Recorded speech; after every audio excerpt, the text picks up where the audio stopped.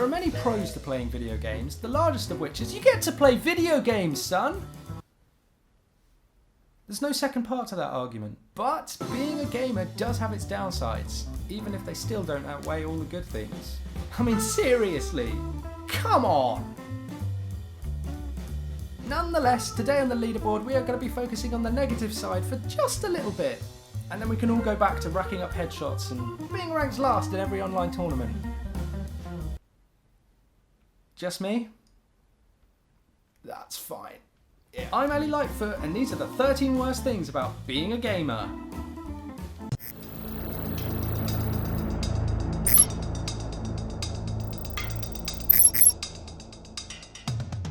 Number 13. Having to eat, sleep, and deal with your body's demands. When you get stuck into a game, you can really get stuck in. Dead to the world, mashing those buttons for hours as everything flies by. You could do it forever. If it wasn't for that damn meat sack you're inhabiting. Stopping to refuel or empty the tank is a pain, especially if you can't even pause while you're doing it. Can we just fast track the Spartan program, please? Chief never has to pee.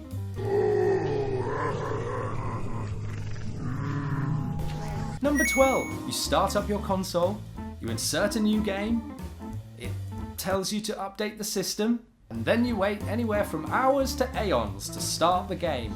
I feel your pain, brothers and sisters. I just want to play! Number 11. Speaking of updating, there's nothing quite like that frustrating period when the next-gen consoles debut. You're biding your time, seeing which one will be the best investment in your gaming future.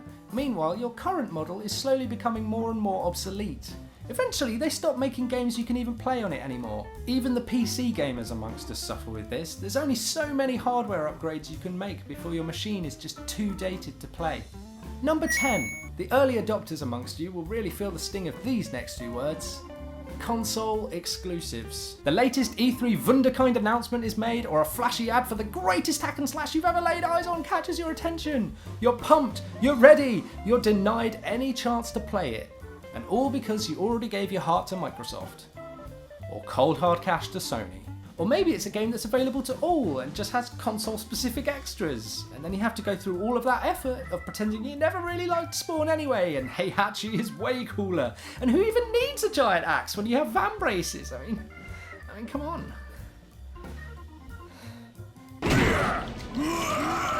Number 9. Oh my god, so expensive. Games are so expensive. Sure, a number of indie smashes come with a far less heinous price tag, but if you want to stay on top of the latest and greatest in gaming, it don't come cheap.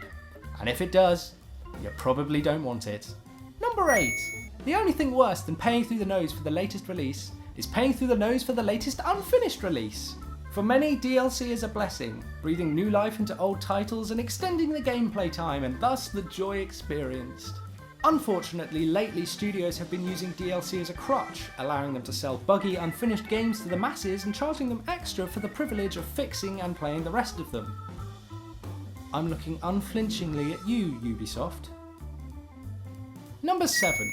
If we're talking about mainstream game problems, another major one is a lack of innovation. In the manner of Hollywood studios, a lot of big-name game devs seem to be sticking largely to what works. Whether it's Assassin's Creed 3000, Halo Infinity +8, or Brownscape McMeathead Shoots Everything Dead FPS Edition Part 10, there seems to be a distinct pattern of unwavering uniformity in a lot of new releases. Pump out 500 sequels to the same franchise, or make a carbon copy of the latest shoot-'em-up, and you're guaranteed not to make the same losses you might, say, taking a risk on a never-before-seen gaming dynamic that might actually make gamers excited for once. Number 6.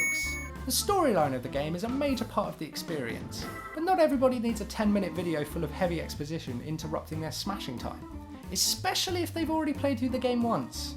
But at least you can just hit start to just skip through it, just press start. Ah, damn unskippable cutscenes! Number 5. Glitches. Now arguably, glitches can be great. What's better than beating a game outside of its intended rules by exploiting loopholes within the reality it resides in? Or watching a guy flail around like a leaking balloon on an overdose of ragdoll physics? But sometimes a game is a bug-addled mess that's more of an exercise in self-torture than it is a fun pastime. When the game bugs out and erases your save data, or causes your character to sink through the floor and float in purgatory until you manually reboot, or arbitrarily puts a 1 in the murderous rage column of an important NPC, forcing you to kill them in self-defense and screwing your chances for progress, not to mention putting a bounty on your head. It can be a terrible thing, is what I'm saying. Number 4, the Tetris Effect. The hardcore gamers out there will be very familiar with this situation, even if they don't know it by name. When humans spend excessive hours performing repetitive or pattern-based tasks, like playing video games, returning to normal life can leave remnants of the thinking or visual stimuli on their minds, such as how everyday objects can fit together like Tetris blocks, or seeing the falling pieces in their dreams. Anyone who's ever stormed a 17-hour session of Assassin's Creed and later found themselves trying to scale the buildings down their street will understand the downsides of this. Number 3.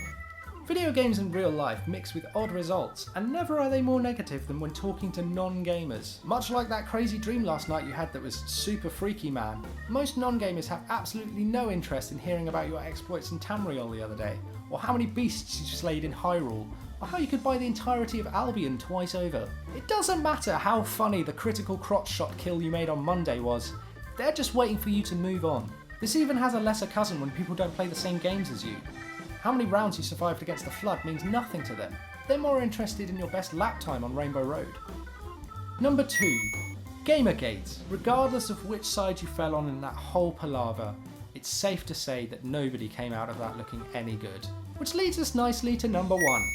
The worst thing about being a gamer is the bad reputation.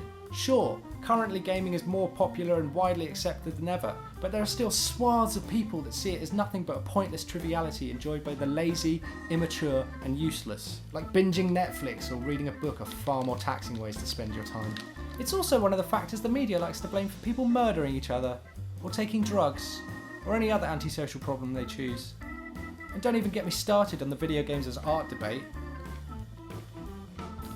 So there we have it. 13 major gamer gripes. Tell us in the comments about any you think we may have missed. Perhaps you think the real gaming crimes are those fetch quests or escort missions, or the dreaded manual reboot. Is your save file corrupted? Who knows? Be sure to check out other episodes by clicking below to the left, or click on the right to head to my channel. Until next time, goodbye, and remember, the cake is a lie. I mean, we here at the Leaderboard will help you master your video game.